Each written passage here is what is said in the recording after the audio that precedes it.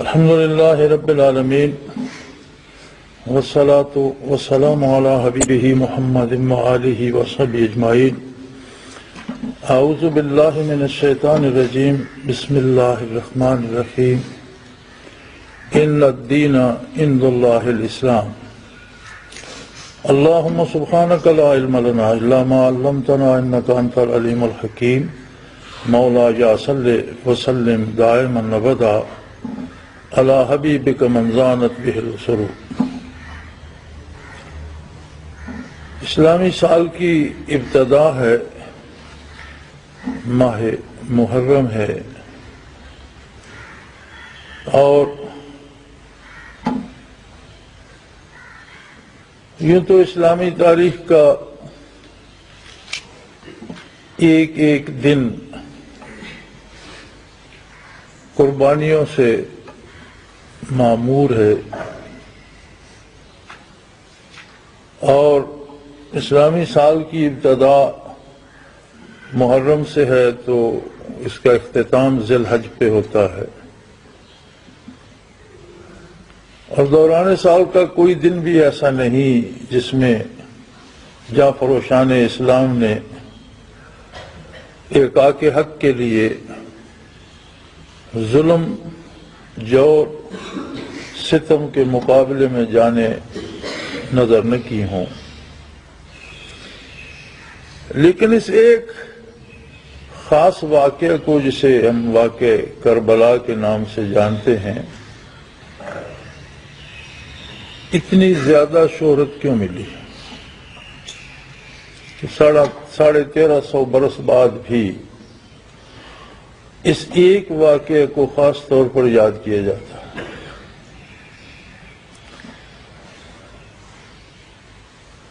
ایک تو ہمارے ایک فرقے کی بنیادی اس پر رکھی گئی، یہ بھی ایک سبب ہے، لیکن یہ ضروری نہیں کہ صرف شیعہ حضرات کی وجہ سے یہ دن یادگار بن گیا، بلکہ اسے ہر مسلمان، خواہ وہ کسی مکتب فکر سے تعلق رکھتا ہو، اپنے دل میں، اپنے ذہن میں تازہ رکھتا ہے۔ 1350 سال کی دراز مدت نے اس پر بہت سی پردے گرا دیے، بہت سی حقائق جو ہیں وہ وقت کے طوفانوں کی نظر ہو گئیں اور وقت کے ریگزاروں میں دب گئیں۔ اب ہمارے پاس اس کا خلاصہ صرف یہ ہے کہ نبی کریم صلی اللہ علیہ وسلم کے نواسے حضرت علی کے لخت جگر حضرت حسین رضی اللہ تعالی عنہ اپنے ساتھیوں اور اہل خاندان کے ساتھ میدان کربلا میں شہید ہو گئے، اور اہل کوفہ کا وہ لشکر جو یزید کے اور اس کے گورنر کے تابع تھا، اس نے انہیں بے دردی سے شہید کر دیا۔ یہ ایک اتنی ٹھوس حقیقت ہے کہ جو ہم کسی بھی مکتب فکر کی باتوں کو تلاش کریں تو اس پہ ساری متفق ہو جاتی ہے۔ اس سے کسی شیعہ کو انکار نہیں، کسی سنی کو انکار نہیں، کسی دیوبندی کو انکار نہیں، کسی بریلوی کو انکار نہیں، کسی اہل حدیث کو، کسی بھی مکتب فکر کو اس حقیقت سے انکار نہیں ہے۔ ایک اہمیت اس کی یہ بھی ہے کہ باقی سارے جہاد جو ہوئے ان کی نوعیت اور تھی، اور اس کی نوعیت اور تھی۔ یہ کوئی فوج کسی فوج سے نہیں لڑ رہی تھی، بلکہ خاندان نبوت صلی اللہ علیہ وسلم، اولاد نبی صلی اللہ علیہ وسلم، بغیر کسی لو لشکر کے چند خادموں یا چند ہمراہیوں کے ہمراہ بسوئے کوفہ رواں تھے کہ انہیں اہل کوفہ کے لشکر نے ہی آ گھیرا اور اس تصادم میں 72 افراد شہید ہوئے، جن میں حضرت علی کی اولاد، حضرت حسن کی اولاد، حضرت حسین کی اولاد رضی اللہ تعالی عنہما، اور ان کے ساتھ جو رفیق سفر تھے، خادم تھے، اور فقط ایک بچہ بچ سکا، حضرت زین العابدین رضی اللہ تعالیٰ عنہ، جو اس وقت سخت بیمار تھے اور بیماری اور بخار کی تیزی کی وجہ سے خیمے سے نکل ہی نہ سکے، صرف وہ زندہ بچے مردوں میں سے۔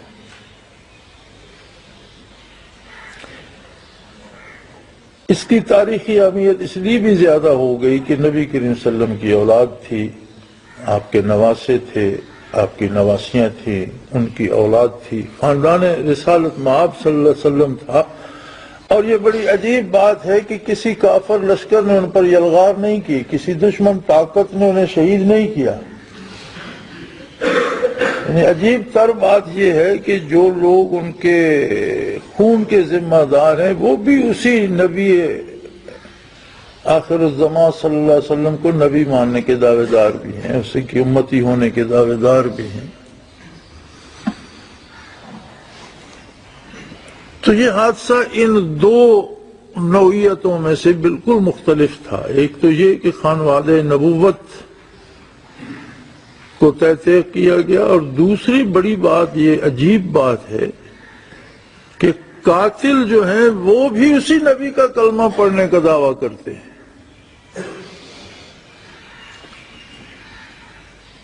یہ صحیح ہے کہ یہ دونوں باتیں بھی اپنی جگہ اتنا وزن رکھتی ہیں کہ یہ واقعہ کبھی دلوں سے، ذہنوں سے نکل نہ سکے۔ لیکن اس کی حقیقی اہمیت ایک بالکل اور ہے۔ اگر آپ تاریخ اسلامی کو دیکھیں تو نبی کریم صلی اللہ علیہ وآلہ وسلم نے جو اشخاص پیدا فرمائے، اور آپ صلی اللہ علیہ وسلم کے بعد جب عہد خلافت راشدہ آیا تو وہ ایسے لوگ تھے جن کے سامنے رضائے باری تھی اور مخلوق کی بہتری تھی۔ اقتدار کا نشہ نہیں تھا۔ تاریخ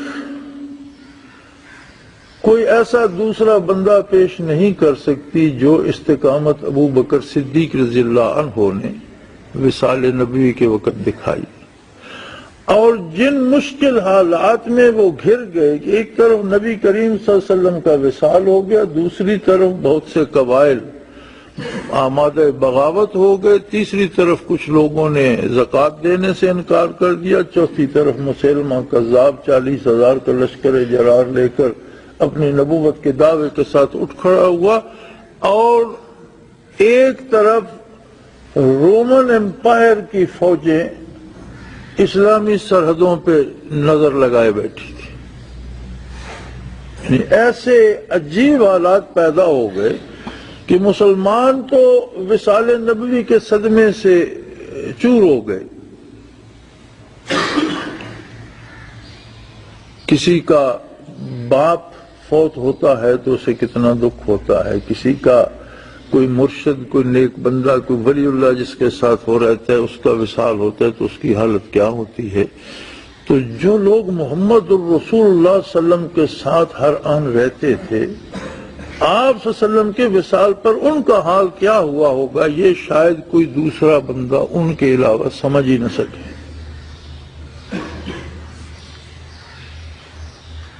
اب اس عالم غم میں اور انتہائی پریشانی کے عالم میں اتنی ساری مصیبتیں کھڑی ہو گئی۔ الحمدللہ اللہ کریم نے ایک ایسا اپنا بندہ عطا فرمایا امت کو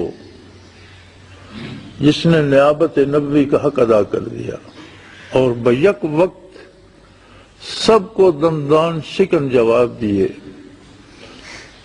رومنوں کی فوجوں کے لیے نبی کریم صلی اللہ علیہ وسلم نے سپاہ تیار فرمائی تھی، ابھی وہ روانہ نہیں ہوئی تھی کہ وصال نبوی ہو گیا۔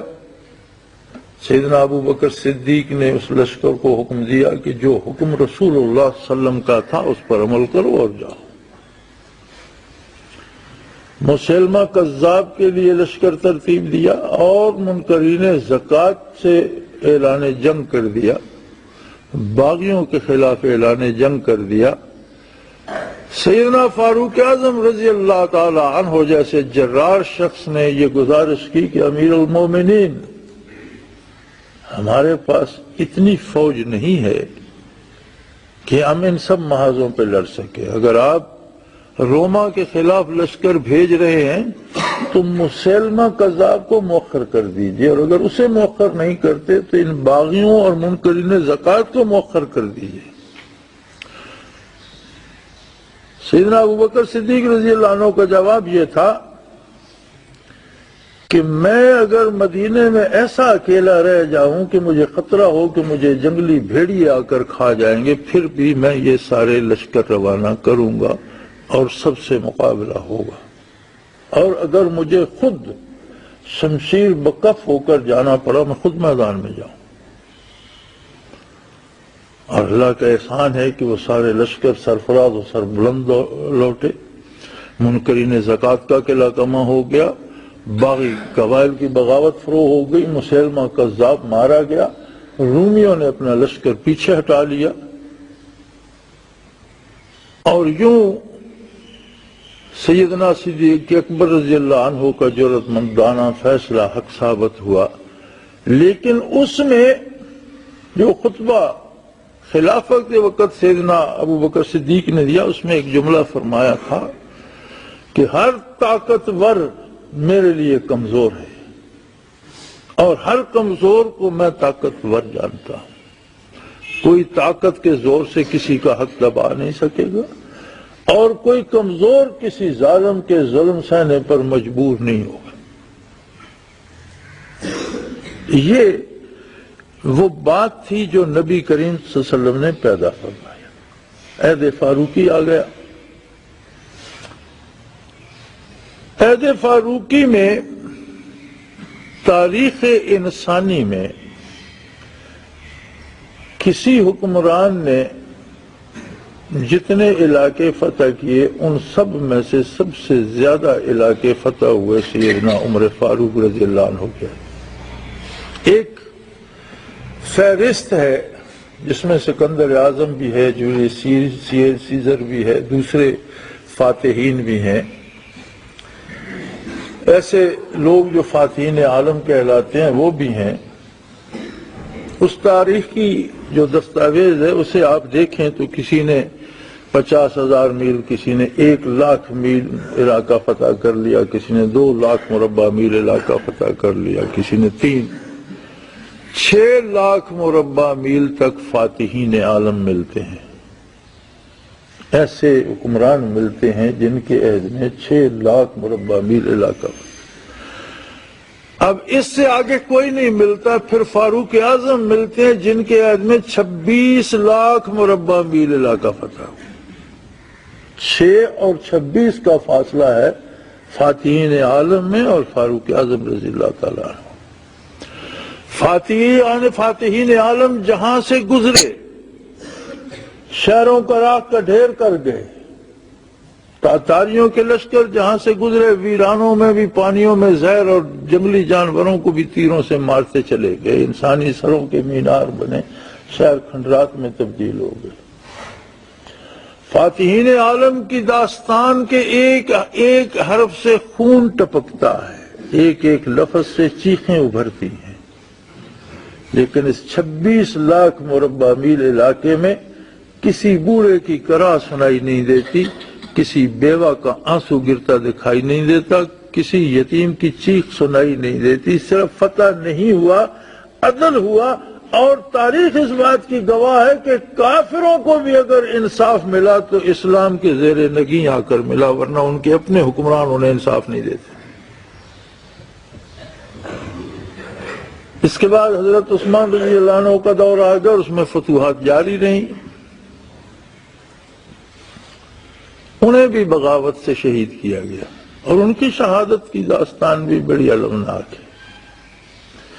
ایک ایسا شخص جس کی افواج افریقہ میں برسر پیکار ہے، چین میں برسر پیکار ہے، ہسپانیہ میں برسر پیکار ہے، سلطنت اسلامی دنیا کی بہت بڑی سلطنت ہے، چند سو باغیوں نے اس کے گھر کا محاصرہ کر لیا، اور وہ اپنے کسی خادم، کسی غلام، کسی سرکاری ملازم، کسی فوجی، کسی پولیس والے کو حکم نہیں دیتا کہ ان سے مقابلہ کرو۔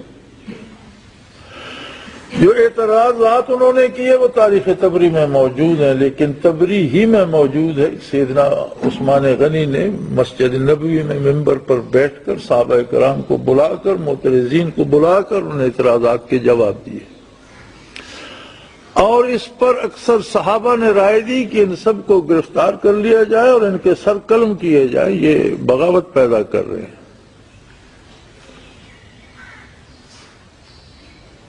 بے کسی اور بے بسی میں مارا جانا، مظلوم ہونا بھی بڑی بات ہے، لیکن قوت و اقتدار رکھتے ہوئے طاقت استعمال نہ کرنا اور شہادت قبول کرنا بڑی مشکل کام ہے۔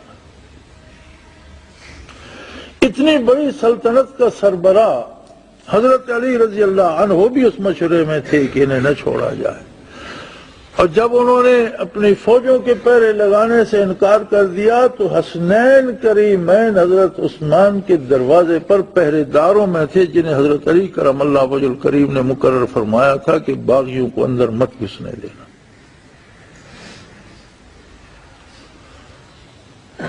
اور انہیں کہا گیا کہ آپ انہیں سزا دیں، فرمایا نہیں، میں مدینہ النبی میں قتل و غارت نہیں چاہتا، میں نے ساری عمر اس امن کے گہوارے کے لیے جستجو کی ہے، تلاش کی ہے اور اسے بسایا ہے، میں اس میں خون نہیں گرا سکتا۔ پھر یہ مشورہ دیا گیا کہ آپ حرم نبوی سے، مدینہ منورہ کے حرم سے باہر تشریف لے جائیں، یہ بھی باہر آ جائیں گے، ان سے نبڑ لیجئے۔ فرمایا میں نے ساری عمر آرزو کی ہے کہ نبی کی رفاقت رہے صلی اللہ علیہ وسلم، میں آپ کی رفاقت، آپ کا پڑوس چھوڑ کر باہر کیوں چلا جاؤں؟ شہید ہو گئے۔ اس شہادت کے پیچھے بھی مقصد یہ تھا، باغیوں کا مقصد یہ تھا، اور جو حضرت عثمان نے پورا نہیں ہونے دیا۔ اگر وہ ان 10-1200 یا 1100 بندوں کو گرفتار کروا لیتے، قتل کروا دیتے تو حق پر تھے، لیکن اسی وقت کسی فرقے کی بنیاد رکھ دی جاتی اور یہ الزام لگا دیا جاتا کہ خلفاء راشدین ظالم تھے، جس نے اعتراض کیا اس کا سر قلم کرا دیا، اور انہوں نے خلافت بھی چھین لی اور انہوں نے دین بھی خراب کر دیا۔ یہ اس وقت بنیاد رکھ دی جاتی جو بعد میں کربلا میں رکھی گئی، جان دے کر، گھر دے کر۔ تو طاقت و اقتدار کس لیے تھا؟ اپنی جان کے لیے نہیں تھا، جان اس کے لیے تھی، وہ اللہ کی امانت تھا، وہ طاقت اللہ کی امانت تھی، خلافت اللہ کی امانت تھی، اقتدار اللہ کی امانت تھی، فوجیں اللہ کی تھیں، اپنی حفاظت کے لڑانے کے لیے نہیں تھیں۔ اور اگر وہ اپنی حفاظت کرواتے تو انہیں حق حاصل تھا، لیکن نتیجہ جو نکلتا وہ یہ ہوتا کہ وہیں سے ایک فرقہ ضالہ کی بنیاد پڑ جاتی۔ کتنا مشکل ہے کہ دین پر حرف نہ آئے، لو لشکر بھی رہیں، اور کم و بیش 40 دن ان کے گھر کا پانی بند رہا۔ آپ 10 روز کی بات کرتے ہیں، 40 دن مدینہ منورہ میں اس شخص کے گھر کا پانی بند رہا جس نے، جب مسلمان مدینہ منورہ آئے تھے تو یہود کے پاس کنواں تھا جس میں پانی تھا، اور مسلمانوں کو بہت مہنگا دیتے تھے یا دیتے ہی نہیں تھے۔ تو نبی کریم صلی اللہ علیہ وسلم نے فرمایا کہ کوئی ہے جو کنواں خرید لے، یہودیوں سے مسلمانوں کو دے دے اور اس کے بدلے مجھ سے جنت میں لے لے؟ تو یہی وہ شخص تھا حضرت عثمان رضی اللہ عنہ جس نے وہ کنواں یہودیوں سے خرید کر مسلمانوں کے لیے وقف کر دیا۔ خود اس کے گھر 40 دن پانی کی بوند نہیں گئی۔ ساری سختیاں برداشت کی اور بالآخر مظلوم شہید ہو گئے، لیکن کسی کو دین پر اعتراض کرنے کا موقع نہیں دیا۔ یہ آسان کام نہیں تھا۔ یہی سازش چلتی رہی اور اسی کا شکار حضرت علی کرم اللہ وجہ الکریم ہوئے۔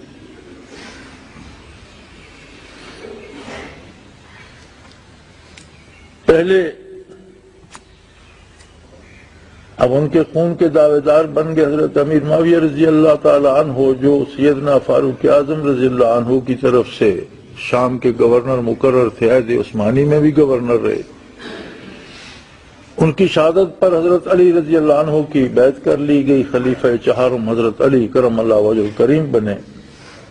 حضرت امیر معاویہ رضی اللہ عنہ ایک بہت بڑے صوبے کے گورنر تھے، انہوں نے چونکہ وارث تھے عثمان غنی رضی اللہ عنہ کے، انہوں نے خون کا مطالبہ کیا، اور ان کا مطالبہ یہ تھا کہ یہ 10-1100 یا 1200 جو باغی ہیں ان سب کے سر قلم کیے جائیں۔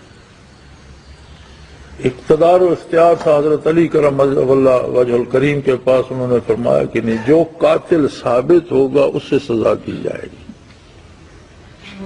وہ ایک ہوگا یا 2 ہوں گے یا 4 ہوں گے، لیکن جس کی ضرب سے آپ شہید ہوئے، جو قاتل ہوگا اسے سزا دی جائے گی۔ اس پر مقام صفین میں آپ روبرو بھی ہوئے، حضرت امیر معاویہ رضی اللہ عنہ کے ساتھ بھی اپنے صوبے کا لشکر تھا، حضرت علی کرم اللہ وجہ الکریم بھی تشریف لے گئے، لیکن ان لشکروں کا عالم یہ تھا کہ لوگ نماز حضرت علی رضی اللہ عنہ کے ساتھ پڑھتے تھے اور کھانا امیر معاویہ رضی اللہ عنہ کے پاس کھاتے تھے۔ بعض صحابہ کا عالم یہ تھا، تو کسی نے پوچھا بھی یہ تو دونوں لشکر مقابلے میں پڑے ہیں، آپ نماز ادھر پڑھتے ہیں کھانا ادھر کھانا؟ انہوں نے فرمایا نماز وہ مزے کی پڑھاتے ہیں، کھانا اس لنگر پہ مزے کا ہوتا ہے۔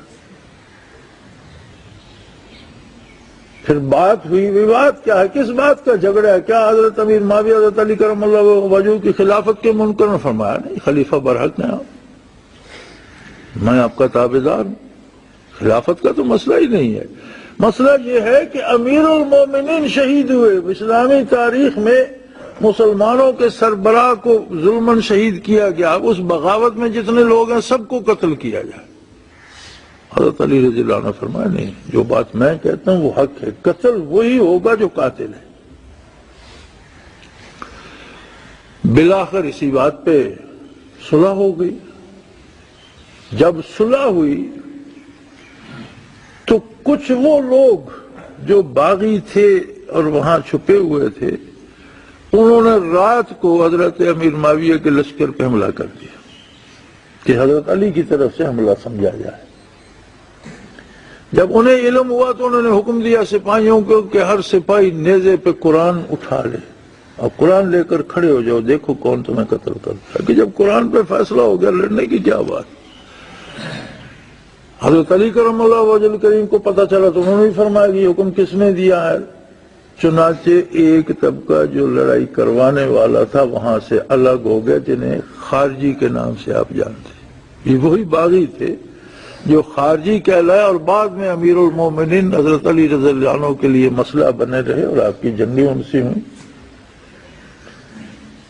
اور انہی ظالموں کے ہاتھوں حضرت علی رضی اللہ عنہ شہید بھی ہوئے۔ لیکن صفین میں حضرت علی رضی اللہ عنہ نے شام کا گورنر حضرت امیر معاویہ کو بحال رکھا، اور عہد علوی میں بھی گورنر شام حضرت امیر معاویہ رضی اللہ عنہ تھے۔ حضرت علی کرم اللہ وجہ الکریم کے شہادت کے بعد حضرت حسن سری رائے خلافت ہوئے تو وہ شورش بڑھتی رہی۔ 6 مہینے کے بعد آپ نے حضرت امیر معاویہ رضی اللہ عنہ کو بلا کر فرمایا کہ چچا، یہ حکومت کا جنجال آپ سنبھالیے، یہ مجھ سے قابو میں آنے والا نہیں ہے۔ وہ خلافت سے دستبردار ہو گئے اور امیر معاویہ امیر المومنین بن گئے۔ کوئی لمبا عرصہ گورنری کے بعد انہیں اقتدار و اختیار منتقل ہو گیا۔ اب ان کے بعد، ان کے وصال کے بعد، ان کا بیٹا یزید باپ کے بعد بیٹا سربراہ مملکت بنا، اور اسے حضرت امیر معاویہ رضی اللہ عنہ نے ولی عہد نامزد بھی کر دیا تھا۔ اکابر صحابہ سے اپنی زندگی میں اس کے لیے عہد بھی لیا تھا لیکن وہ وقت وہ تھا جب قسطنطنیہ پر حملہ کرنے کے لیے حضرت امیر معاویہ رضی اللہ عنہ نے لشکر بھیجا. اس کا کمانڈر یزید تھا اور یزید کے ماتحت لڑنے والوں میں حسنین کریمین شامل تھے. اور یہی یزید تھا کہ حضرت ابو ایوب انصاری رضی اللہ عنہ اس مارکے میں شہید ہوئے تو انہوں نے حکم دیا، انہوں نے وصیت کی کہ شہر کے جس قدر قریب ہو سکے قسطنطنیہ کے جتنا قریب ہو سکے مجھے دفن کیا جائے. چنانچہ لشکر اسلام ان کی میت لے کر شہر پناہ تک گیا، شہر کی دیوار تک گیا اور شہر کی دیوار کے ساتھ دفن کر دیا. تو قسطنطنیہ والوں نے کہا کہ ہم یہ قبر اکھیڑ کر پھینک دیں گے. تو اسی یزید نے کہا کہ اس کا مطلب ہے کہ تم سلطنت اسلامیہ میں تمام گرجے گرا دو گے. تم اس قبر کو چھیڑ کر دیکھنا تو ریاست اسلامی جو افریقہ سے سائبیریا تک اور چین سے اسپانیہ تک اس میں کتنے گرجے ہیں، کوئی ایک باقی نہیں رہے گا. چنانچہ کسی نے اسے چھیڑنے کی جرت نہ کی. قسطنطنیہ پر حملے اس لیے ہوتے رہے کہ نبی کریم صلی اللہ علیہ وسلم نے بشارت دی کہ اس مسلمانوں کا جو لشکر قسطنطنیہ کو فتح کرے گا وہ سارے جنتی ہوں گے. لیکن بعد میں آ کر سلطان محمد فاتح رحمۃ اللہ علیہ کے ہاتھوں فتح. بہرحال ہر مسلمان نے کوشش کی کہ اس بشارت. تو اس وقت یزید وہ تھا جس کے ماتحت حضرت حسین لڑتے رہے. پھر اسی یزید سے اتنا شدید تصادم کس بات کی دلیل ہے؟ پھر کیا یزید کربلا میں موجود تھا؟ بہت سے لوگوں نے بیعت کر لی جن میں صحابہ بھی تھے. حضرت حسین رضی اللہ عنہ نے کیوں نہیں کی؟ کیا ریاست کا قانون بدل گیا تھا؟ نہیں، وہی قانون تھا جو خلافت راشدہ سے آ رہا تھا، وہی عدالتیں تھیں جو خلافت راشدہ سے آ رہی تھی، وہی آئین و دستور تھا جو عہد نبوی سے آ رہا تھا. کیا کسی نے قرآن بدل دیا؟ قرآن بھی وہی مانا جا رہا تھا، نمازیں بھی وہی تھی، روزے بھی وہی تھے. سب کچھ اگر وہی تھا تو کہا یہ جاتا ہے کہ یزید اچھا آدمی نہیں تھا، پھر بعد میں اس کا کردار خراب ہو گیا. تو اس کا ذاتی کردار اگر خراب بھی ہو تو اس کی خرابی سے تو پورے ملک میں اتنی بڑی ریاست میں کوئی فرق پڑنے والا نہیں. جب آئین و دستور اسلامی پہ عمل ہو رہا ہے، عدالتیں اسلام کے مطابق فیصلے کر رہی ہیں، قانون سارا شریعت کا اور قرآن کا نافذ ہے، تو پھر کیا ہے؟ پہلی بار یزید وہ شخص ہے جس نے پہلی بار اقتدار، فوج، طاقت، حکومت اپنی سمجھ لی تھی. اگر یہ فیصلہ، اگر یہ خیال، اگر یہ صورتحال حضرت امیر معاویہ رضی اللہ عنہ کے عہد میں ہوتی تو حضرت حسین انہی سے لڑ چکے ہوتے. کم و بیش 1,29,000 سالانہ وظیفہ تھا حضرت حسین رضی اللہ عنہ کا، جو حضرت امیر معاویہ انہیں نواسۂ رسول سمجھ کر ان کی خدمت کے لیے ادا کرتے تھے. انہوں نے کبھی اس پہ اعتراض نہیں کیا، وہ تو وصول کرتے رہے. کبھی ان کے ساتھ جنگ کا تصادم کا، کبھی اس کا نیا. جب یزید سری رائے خلافت ہوا اور نام کو تو امیر المومنین بنا، لیکن ایک بہت بڑی تبدیلی یہ آئی کہ اس نے ریاست کو، سلطنت کو، اقتدار کو، اختیار کو، طاقت کو، فوج کو اپنا سمجھ لیا تھا. اور یہ پورا جو اسلامی تاریخ کا ایک تسلسل آ رہا تھا اس میں اتنی بڑی تبدیلی تھی جو کسی ایک فرد کے کافر ہو جانے سے کہیں بہت بڑی تھی. ایک شخص اگر مرتد بھی ہو جاتا ہے تو اسلام کا کیا بگڑتا ہے؟ اللہ 10 بندوں کو ہدایت دے دیتا ہے. لیکن ایک طرز ریاست جو محمد رسول اللہ صلی اللہ علیہ وسلم نے مقرر فرمایا تھا، اس ڈگر سے پوری قوم کو ہٹانے کا اور پوری اسلامی اس کو ریل گاڑی کو دوسری پٹری پر ڈالنے کا کام شروع ہو گیا تھا، جس کے آگے حضرت حسین رضی اللہ عنہ کھڑے ہو گئے، وہ ٹرین گزر گئی، سارا خانوادہ نبوی خاک و خون میں لوٹ گیا، اس کے نیچے کرچی کرچی ہو گیا، لیکن تاریخ کو، زمانے کو یہ بتا گیا کہ اسلام کیا ہے اور طاقت کس کی ہے اور کس کے لیے ہے۔ کسی فرد واحد کی طاقت نہیں، کسی فرد واحد کی حکومت نہیں، کوئی فرعون نہیں مانا جائے گا، کسی فرد کے فیصلے نہیں مانے جائیں گے، سارے فیصلے اللہ اور اللہ کے رسول کے ہوں گے، اور سربراہ سلطنت امین ہوگا ان کا، اور ان کی طرف سے فیصلے نافذ کرنا اس کی ذمہ داری ہوگی، اپنے فیصلے نافذ کرنے کی اجازت نہیں دی جا سکتی۔ یہ حقوق انسانی کا مسئلہ تھا، اس میں صرف اسلام کو نہیں، غیر مسلموں کو، ذمیوں کو، کافروں کے بھی انسانی حقوق تھے جو متاثر ہوتے تھے۔ یہ انسانیت کے حقوق کا مسئلہ تھا جس کی قیمت حضرت حسین رضی اللہ عنہ نے چکائی اور ادا کی، اور دونوں راستے واضح کر دیے کہ حق کا راستہ کون سا ہے اور باطل کی بنیاد کہاں سے پڑتی ہے۔ بڑے دکھ کی بات یہ ہے، ہم نے یاد تو رکھا، واقعہ یاد رکھا، ہمیں دکھ ہوتا ہے کیونکہ ہمیں خاندان نبوت سے عشق ہے، پیار ہے، محبت ہے، لیکن ہم نے کبھی یہ سوچنے کی تکلیف گوارا نہیں کی کہ آخر انہوں نے اتنی بڑی قربانی کیوں دی، اور اگر حقوق انسانی کے لیے دی تو کیا میں اور آپ حقوق انسانی غصب تو نہیں کر رہے؟ کیا ہم دوسروں کے حقوق کے لیے دفاع کرتے ہیں، ان کی مدد کرتے ہیں، مظلوم کی مدد کرتے ہیں، ظالم کا ہاتھ روکتے ہیں، یا ہم بھی ظالم سے وظیفے لے کر اس کے زندہ باد کے نعرے لگانے والوں میں ہیں؟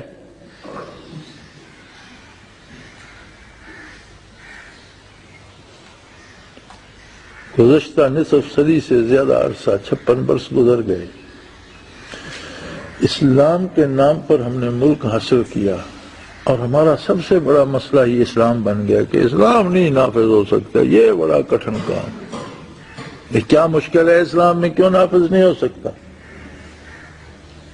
ایک تو جی معاشی بڑی مشکل ہے، جی معاشی مشکل یہ ہے کہ سود بند کر دو تو امیر جو امیر سے امیر تر ہو رہا ہے وہ رک جائے گا، غریب کو بھی کھانے کو مل جائے گا، تو امراء غریب کو کھانے کو دیں تو کل وہ ان کے گریبان پکڑیں، وہ تو نہیں دیں گے، وہ کہتے ہیں یہ غریب غریب سے غریب تر ہوتا چلا جائے، اس لیے اسلام نافذ نہیں ہو سکتا، سود نہیں ہم بند کرنا چاہتے۔ اسلام نافذ نہیں ہو سکتا کہ فرد واحد کی مرضی نہیں چلنے دیتا، سارے لو لشکر، سارے سرکاری وسائل، ساری فوجیں، ساری حکومت، سارے خزانے ایک شخص کی حفاظت کے لیے اور اس کی ثوابدید کے لیے ہے، باقی کسی کا کسی سے کوئی جو سر اٹھائے اس کا سر قلم کر دو، جو بات کرے اس کی زبان کاٹ دو۔ میں نہیں کہتا، آپ فیصلہ کریں کیا یہ حسینیت ہے، یہ یزیدیت ہے۔ بڑے بڑے جبہ و دستار اور عمامے باندھے ہوئے، عصا اٹھائے ہوئے جو لوگ زندہ باد کے نعرے لگا رہے ہیں، یہ کس لشکر میں، کس صف میں کھڑے ہیں؟ اور ہم جو یا تو کوئی مجلس سجلس پڑھا کر یا جا کر ماتم کر کے یا گھر میں دیگ پکا کر بے فکر ہو جاتے ہیں، کیا ہم نے اس قربانی کربلا کا حق ادا کر دیا؟ بس اتنی سی بات تھی کہ یہ چند مسکینوں میں چاول پکا کر بانٹ دو، یہ چند لوگوں کو حلوہ کھلا دو، یہ 2 ختم قرآن مجید کے کر دو، یا پھر گلی میں جمع ہو کر شور شرابہ کر کے رو پیٹ کے گھر چلے جاؤ، قصہ ختم ہو گیا۔ کیا یہ مقصد تھا اتنی بڑی عظیم قربانی؟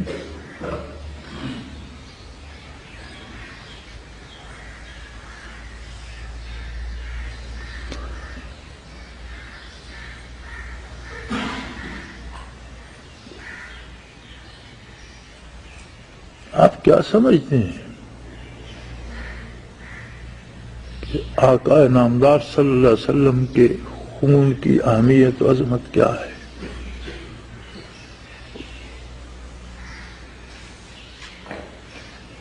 نبی اللہ کا رسول جو جوتا پہنتا ہے وہ جوتا ذاکر ہو جاتا ہے، اس کی نس نس سے اللہ کا نام نکلتا ہے اور وہ منور ہو جاتا ہے۔ جو کپڑا پہنتا ہے وہ منور ہو جاتا ہے، جس سواری پہ بیٹھتا ہے وہ جانور دنیا کے جانوروں سے سرفراز ہو جاتا ہے، جس زمین پہ قدم رکھتا ہے زمین کا وہ چپا دوسری زمین سے اس طرح ہو جاتا ہے جس طرح آسمان پر چاند۔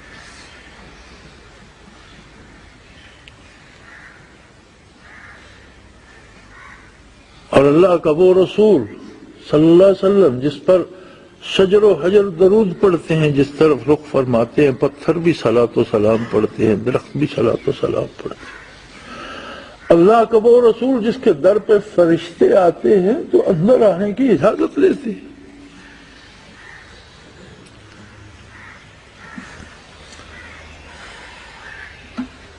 نبی کریم صلی اللہ علیہ وسلم دنیا سے وصال فرمانے والے ہیں، حضرت عائشہ صدیقہ رضی اللہ عنہ کی گود میں ہیں اور سر مبارک ان کے سینہ پاک پر رکھا ہوا ہے۔ حضرت فاطمہ رضی اللہ عنہ صاحبزادی رسول جگر گوشے رسول پاس ہیں اور گلی سے آواز آتی ہے، یا رسول اللہ اندر آنے کی اجازت ہے؟ تو حضرت فاطمہ رضی اللہ عنہ نے جھڑک دیا، کون ہے؟ دیکھ نہیں رہے ہو اللہ کے رسول صلی اللہ علیہ وسلم تکلیف میں ہے، آپ کی طبیعت ناساز ہے، تو کون ہے اجازت؟ تو حضور فرماتے ہیں بیٹا یہ تیرے باپ کا دروازہ ہے، ورنہ یہ کسی پوچھ کر نہیں جاتا، پوچھنے والا ملک الموت ہے، اور یہ تیرے بابا کا دروازہ ہے جہاں سے اجازت لے رہا ہے۔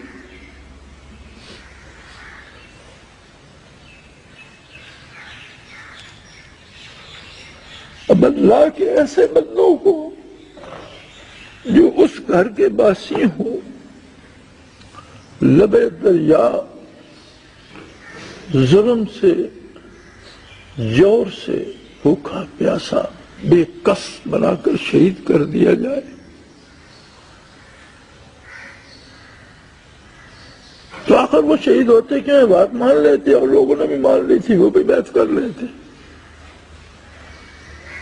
اگر وہ بھی بیعت کر لیتے تو بات یہ ہوتی کہ خیر ہے، جو بھی چاہے اور جو چاہے ٹھیک ہے، کلمہ پڑھتا رہے نماز پڑھتا رہے، بس اسلام کو کوئی خطرہ نہیں، ٹھیک ہے۔ اسلام ذاتی کلمے نماز روزے کا نام نہیں ہے، اسلام اللہ کی مخلوق کے ساتھ تعلقات کا نام ہے، اللہ کے ساتھ تعلق، اللہ کے نبی کے ساتھ تعلق اور اللہ کی مخلوق کے ساتھ تعلق کا نام اسلام ہے۔ اللہ کے ساتھ ایمان کا اور عبادت کا تعلق ہے، نبی کے ساتھ ایمان اور اطاعت کا تعلق ہے، مخلوق کے ساتھ حق و انصاف کا تعلق ہے۔ جہاں بھی جو چیز بھی گرے گی اسلام کا ستون گر جائے گا۔ اللہ سے تعلق تو لوگ زبانی دعویٰ کر کے ہم بنا لیتے ہیں، ہم کہتے ہیں میں اللہ کو مانتا ہوں، اللہ جانے اور ماننے والا جانے، کس کو کیا خبر ہے مانتا ہے نہیں مانتا۔ ہم نمازیں پڑھ لیتے ہیں، کیا خبر ہے دل سے پڑھ رہا ہے یا دکھاوے کی پڑھ رہا ہے۔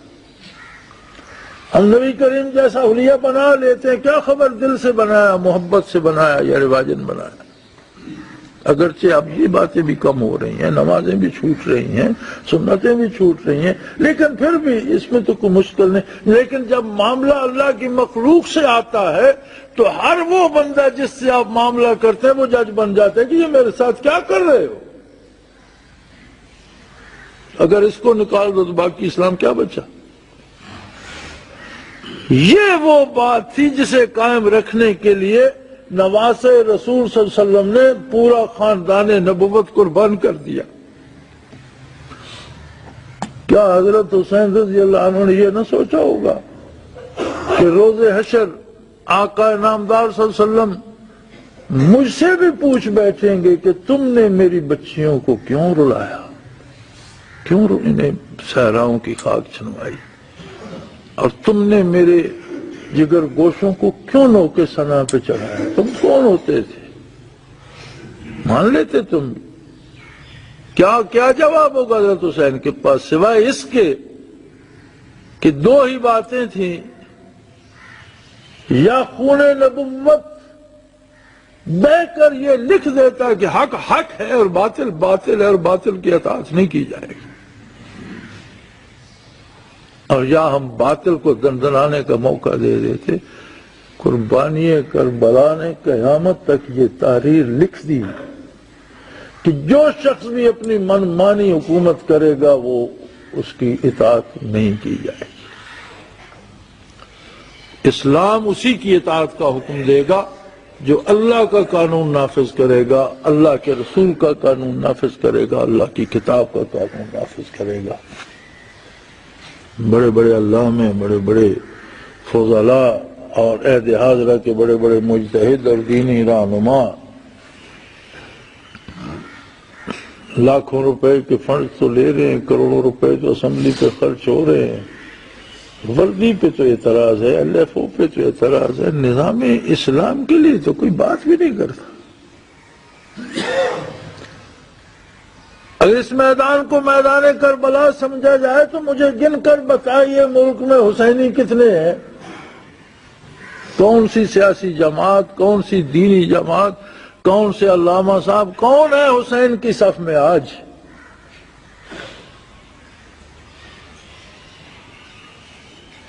تو یہ ڈھول بجانے سے، مرثیے پڑھنے سے، دیگیں پکانے سے بات نہیں بنی۔ اس کا مطلب ہے کہ ہم نے اس قربانی کی اہمیت کو سمجھنے کا تکلف ہی نہیں کیا۔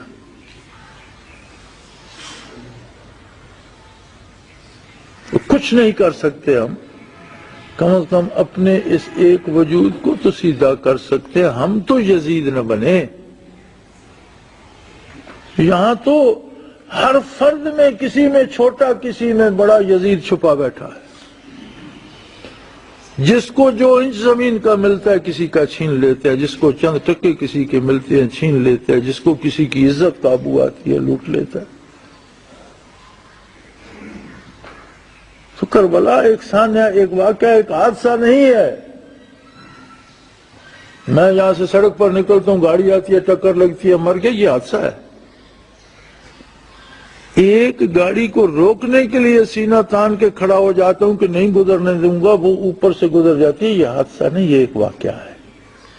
اس میں کوئی جذبہ ہے، کسی کا کچھ جذبات ہیں، کوئی بات ہے، کس چیز نے اسے کھڑا ہونے پہ مجبور کر دیا۔ کربلا سانحہ نہیں ہے، حادثہ نہیں ہے، واقعہ ہے۔ عمدن جان بوجھ کر لیتے، بحث جھگڑا ختم ہو جاتا، کیوں نہیں کی؟ اس لیے نہیں کی کہ اس عالم میں اس سوچ کے بندے کی بیعت نہیں کر۔ اگر میں بھی بیعت کر لوں تو قیامت تک لوگ من مانیاں کرنے کا ایک دروازہ کھول لیں گے، یہ بات نہیں مانی جائے۔ آج کون سنتا ہے اللہ کی؟ کون مانتا ہے نبی کے فرمان کو؟ کون دین کی پرواہ کرتا ہے؟ اور کون ہے اسے روکنے والا؟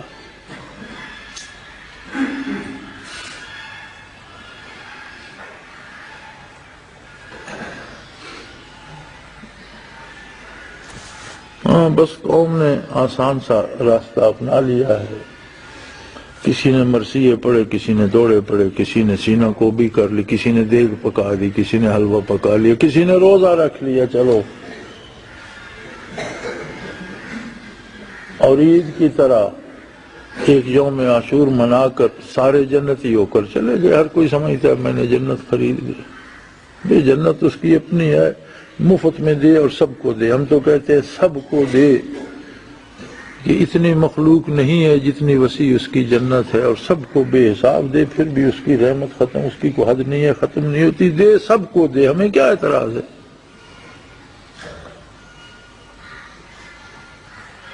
لیکن اس کا اپنا فیصلہ ہے کہ راستہ ایک ہی ہے جو محمد رسول اللہ کے قدموں سے ہو کر گزرتا ہے۔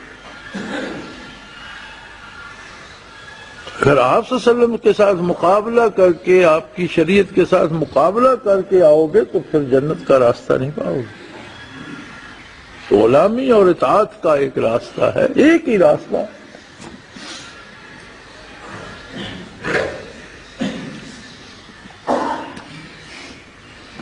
تو میرے بھائی، محرم تو ہر سال آتا ہے، ہنگامے بھی ہر سال ہوتے ہیں،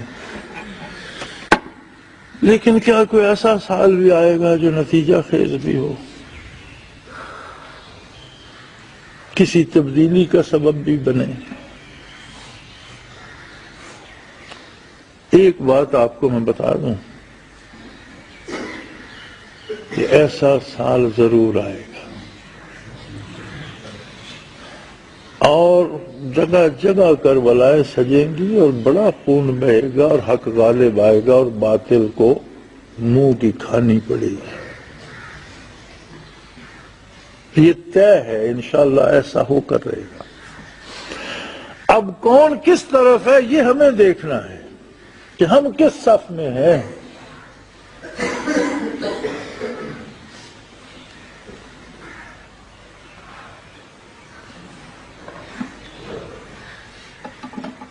حسن نثار نے ایک شعر کہا تھا کہ میرا حسین ابھی کربلا نہیں پہنچا، میرا حسین ابھی کربلا نہیں پہنچا، میں حر ہوں مگر لشکر یزید میں ہوں۔ حضرت رضی اللہ عنہ عین کربلا میں کوفیوں کا لشکر چھوڑ کر حضرت حسین کے ساتھ شامل ہو گئے، ان کے ساتھ شہید ہو گئے۔ تو اس نے کہا میں حر ہوں مگر لشکر یزید میں ہوں۔ تو میں نے ایک شعر کہا تھا کہ میرا حسین سدا کربلا میں رہتا ہے۔ کربلا کو ایسا واقعہ نہیں کہ گوا، یہ تو ہر لمحہ بپا ہے، ہر لمحہ زندگی کا کربلا ہے کہ آپ کس طرف جا رہے ہیں۔ میرا حسین سدا کربلا میں رہتا ہے، میں حر ہوں کسی یزید کا غلام نہیں۔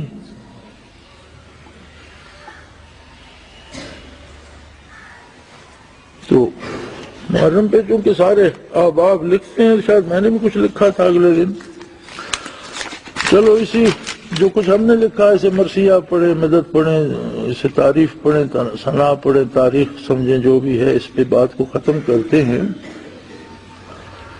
کہ ظلمت شب بڑھتی ہی جاتی ہے الہی، ظلمت شب بڑھتی ہی جاتی ہے الہی، ہو کرم تیرا اب تو ہمیں صبح جلی دے۔ پرخار ہوا چاہتا ہے ہر سر و سمن تک، پرخار ہوا چاہتا ہے ہر سر و سمن تک، مہکے کا گلستان جو طیبہ کی کلی دے۔ مالی تھے کبھی آج وہ گلچین ہوئے ہیں، مالی تھے کبھی آج وہ گلچین ہوئے ہیں، اس دیس میں اب ایک مدینہ کی گلی دے۔ اس عہد کے فرعون وہ فرعون نہیں ہے، چاہیے نہ عصا یا تو صرف ایک ڈلی دے۔ ہر روپ میں ہر سمت ہی ایک کرب و بلا ہے، ہر روپ میں ہر سمت ہی ایک کرب و بلا ہے، اس آس پہ زندہ ہے کہ عباس ولی دے۔ ہے لشکر کوفی تو آمادہ پیکار، دے ہم کو خدایا تو حسین ابن علی دے۔ اللہ اس قوم کو ایک حسین دے دے۔ آخر دعوانا ان الحمدللہ رب العالمین۔ جناب آپ نے سنت ادا فرمانی ہے۔